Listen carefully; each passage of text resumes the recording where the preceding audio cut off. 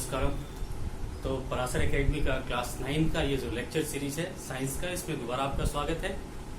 अभी हम डिस्कस कर रहे हैं चैप्टर फर्स्ट, मैटर इन और सराउंडिंग। इसमें हमने बहुत सारी चीजें डिस्कस कर लिए बच्चों।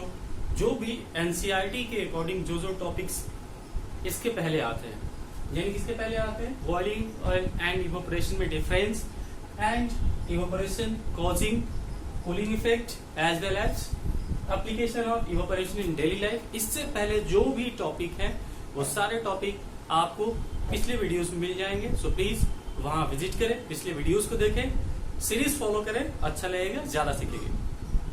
तो बच्चों फिर से एक बार रिक्वेस्ट है, प्लीज अगेन गुरु दक्षिणा के फॉर्म में शेयर करें, सब्सक्राइब करें, लाइक करें एंड कमेंट करें।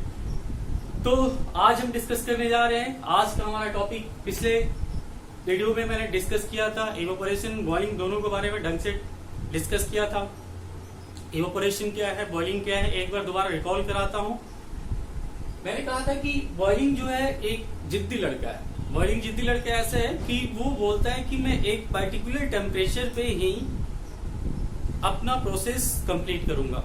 यानी बॉइलिंग होने के लिए क्या होना चाहिए, बॉइलिंग होने के लिए टेम्परेचर स्पेसिफिक होना चाहिए। और वो जो स्पेसिफिक टेम्परेचर होता है वो क्या होता है, boiling point of liquid. Liquid का बॉइलिंग पॉइंट, वाटर का बॉइलिंग पॉइंट 100 डिग्री सेल्सियस है। अलग अलग लिक्विड का बॉइलिंग पॉइंट अलग अलग होता है। तो दोस्त देखते हैं हम यहाँ पे, बॉइलिंग जिद्दी लड़का, इवेपोरेशन लीनियंट है। ये बोलता है कि कोई दिक्कत नहीं है, मैं किसी भी टेम्परेचर पे अपने प्रोसेस को कैरी करूंगा। इवेपोरेशन बॉइलिंग दोनों में कॉमन बात यह है कि इवेपोरेशन बॉइलिंग दोनों में लिक्विड स्टेट से जो मैटर है गैसेस स्टेट में कन्वर्ट होता है। लेकिन एक ये फिक्स टेम्परेचर पे होता है और ये दूसरा जो है below boiling point eight any temperature, boiling point से नीचे किसी भी टेम्परेचर पे। तो आगे बढ़ते हैं, देखते हैं डिफरेंसेस। ये बहुत ही इंपॉर्टेंट है, बहुत हॉट है, बहुत ज्यादा स्कूल एग्जाम में पूछा जाता है, तो आपको इसको ध्यान रखना है। और इतने ढंग से मैं यहाँ पे डिस्कस करूंगा कि आपको याद हो जाएगा। सबसे पहले आप डेफिनेशन से क्या करना है, एक पॉइंट उठाना। डेफिनेशन बोलता है कि बॉइलिंग स्पेसिफिक टेम्परेचर पर होता है, तो यहाँ पे आप बॉइलिंग स्पेसिफिक टेम्परेचर लिख दोगे, it occurs at specific temperature boiling. While evaporation it takes place at any temperature, यानी इवेपोरेशन किसी भी टेम्परेचर पे हो सकता है। तो एक डिफरेंस हो गया कि किसी भी टेम्परेचर पे या फिक्स टेम्परेचर पे बॉइलिंग एंड इवेपोरेशन किसी भी टेम्परेचर पे, डेफिनेशन से आ गया। दूसरा डिफरेंस है, ये बहुत इंपॉर्टेंट है, इवेपोरेशन क्या है, इवेपोरेशन बॉइलिंग क्या है, बल्क फेनोमेना है, व्हाइल इवेपोरेशन क्या है, सरफेस फेनोमेना है। इवेपोरेशन सरफेस फेनोमेना है, इसके बारे में मैंने पिछले लेक्चर में डिस्कस किया था। इवेपोरेशन होने के लिए जितना ज्यादा सरफेस होगा उतना ज्यादा इवेपोरेशन होगा। हमने देखा था फैक्टर अफेक्टिंग इवेपोरेशन, इवेपोरेशन को कौन से फैक्टर अफेक्ट करते हैं, उसमें एक सरफेस एरिया था। That's why evaporation is a surface phenomena, यानी सतह जितना ज्यादा होगा उतना ज्यादा इवेपोरेशन होगा। जबकि सतह ज्यादा या कम हो उससे फर्क नहीं पड़ता है। बॉइलिंग क्या है, एक बल्क फेनोमेना है, एक साथ होने वाला एक फेनोमेना है जो कि एक फिक्स टेम्परेचर भी होता है। अगला हमारा डिफरेंस है, थर्ड पॉइंट, हीटिंग।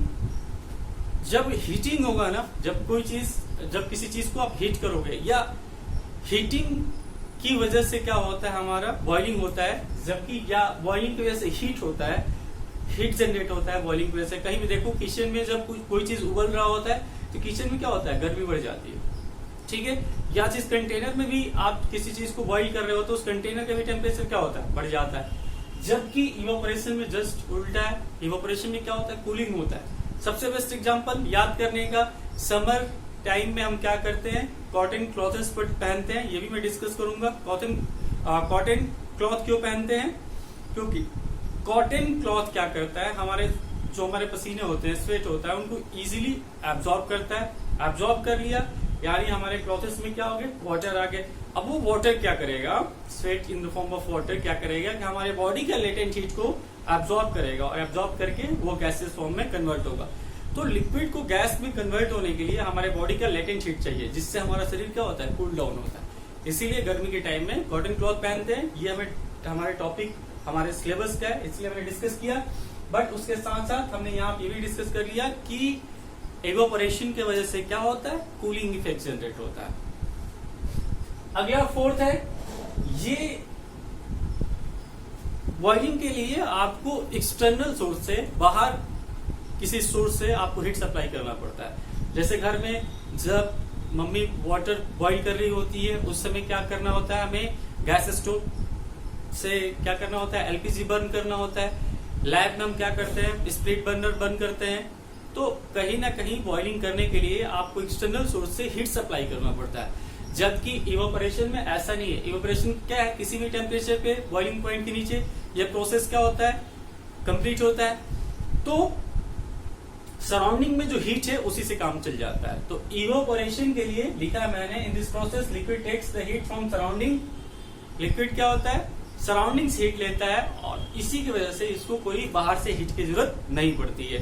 ठीक है, these are the differences between boiling and evaporation. Boiling और evaporation बीच में डिफरेंस है।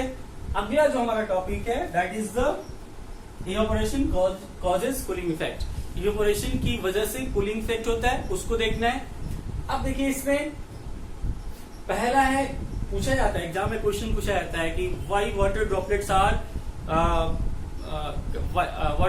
are condensate at the outer surface of glass tumbler if ice cold water is kept within that.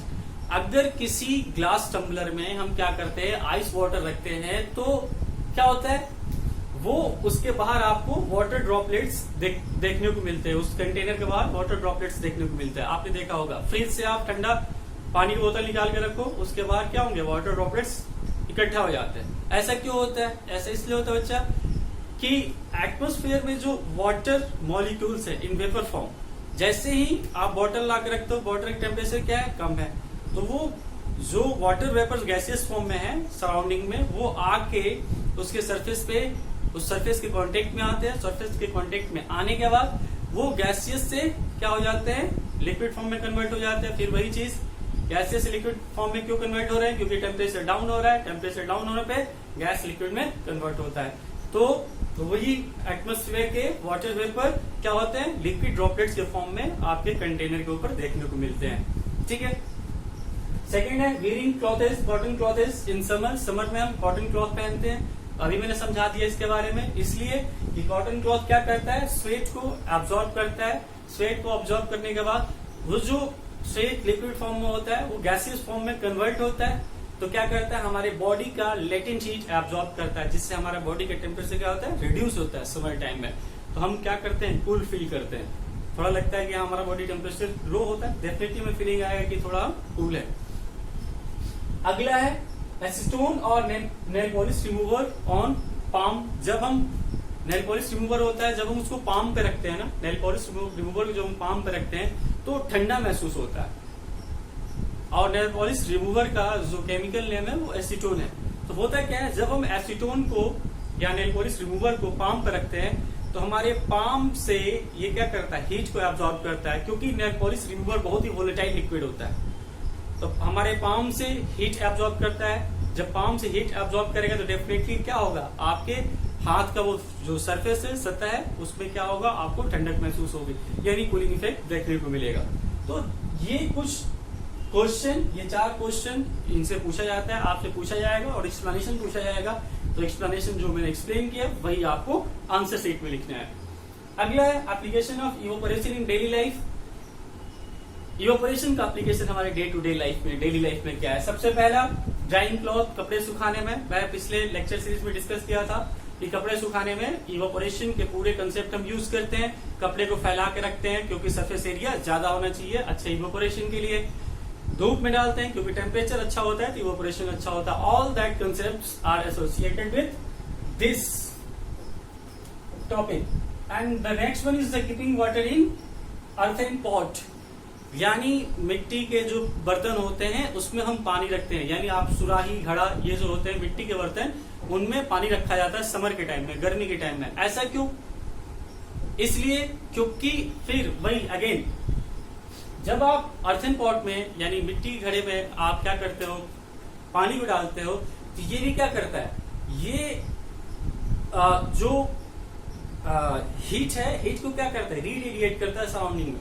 यानी water के heat को जो मिट्टी है वो क्या करता है, रीरेडिएट करता है सराउंडिंग में, जिसकी वजह से अंदर का जो पानी है वो क्या होता है, कूल डाउन हो जाता है। ठीक है। और दूसरा कि जो बाहर का टेम्परेचर है यानी बाहर का जो हीट है उसको वो मटके के अंदर या आपका जो अर्थन पॉट है उसके अंदर एंटर नहीं करने देता है, क्योंकि उसका माउथ का जो वो होता है, होल होता है, वो बेसिकली क्या होता है, छोटा होता है। मैंने बताया था कि जितना ज्यादा सरफेस एरिया होगा उतना ज्यादा क्या होता है, इवोपोरेशन होता है। मिट्टी के घड़े का जो माउथ होता है बहुत ही नैरो होता है, तो सरफेस एरिया कम होने की वजह से वाटर इवोपोरेट भी कम होता है। तो वाटर बेसिकली क्या होता है, हम वाटर कंजर्वेशन भी ज्यादा होता है। तो